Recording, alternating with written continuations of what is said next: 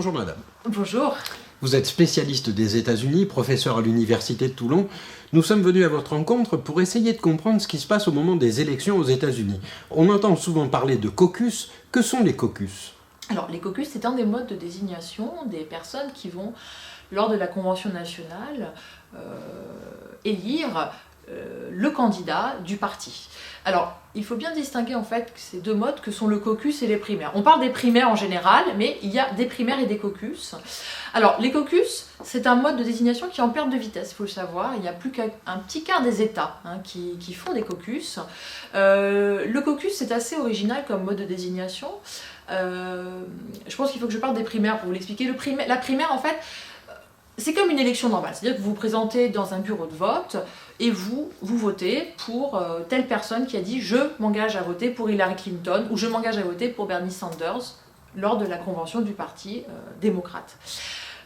Le caucus, à la différence de la primaire, on se retrouve le soir venu dans une salle et les personnes qui sont là vont physiquement manifester leur soutien pour tel ou tel candidat en se positionnant à un endroit ou l'autre de la salle. Donc les personnes qui soutiennent Hillary Clinton vont se mettre à tel coin de la salle, les personnes qui soutiennent Bernie Sanders à l'autre coin de la salle, etc. etc.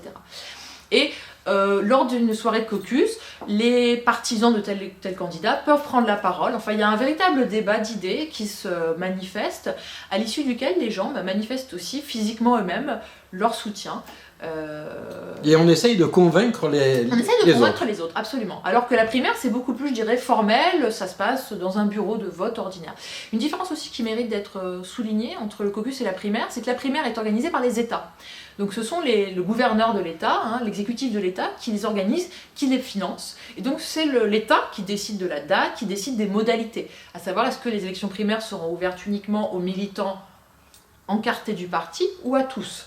Alors qu'un caucus est organisé par le parti lui-même, ce qui lui donne une bien plus grande latitude, si vous voulez, pour ce qui est de la date et des modalités, et de savoir si c'est ouvert aux militants uniquement ou voire aux électeurs indépendants.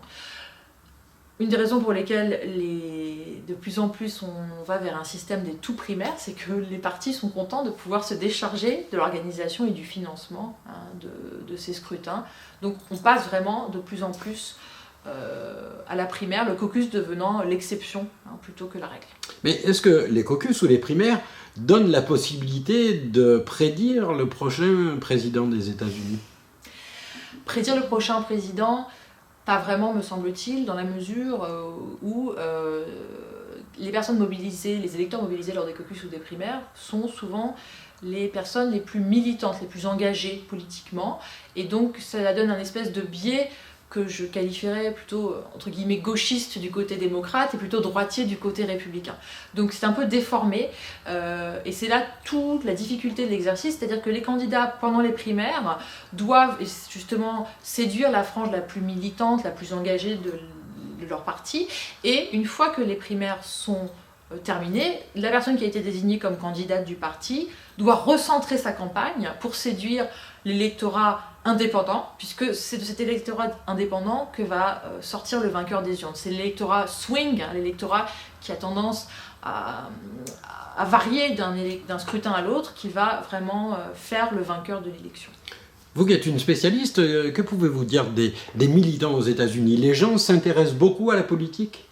Alors, il faut savoir que ce qui est vraiment très différent par rapport à la France, je pense, c'est que l'appareil des partis se met en branle uniquement au moment des élections. À la différence de la France, où on a quand même un appareil partisan qui est assez conséquent, l'appareil du parti, il est vraiment là pour organiser les élections, pour mobiliser, mais en dehors de ça, il y a assez peu de militance et assez peu d'activité, si l'on compare par exemple à la situation française. Pour vous, les élections qui s'annoncent sont des élections palpitantes, intéressantes ? Assez, je dois dire, ne serait-ce que déjà, du côté républicain, on n'a plus que 8 candidats, mais on en avait encore il n'y a pas si longtemps que ça, 12.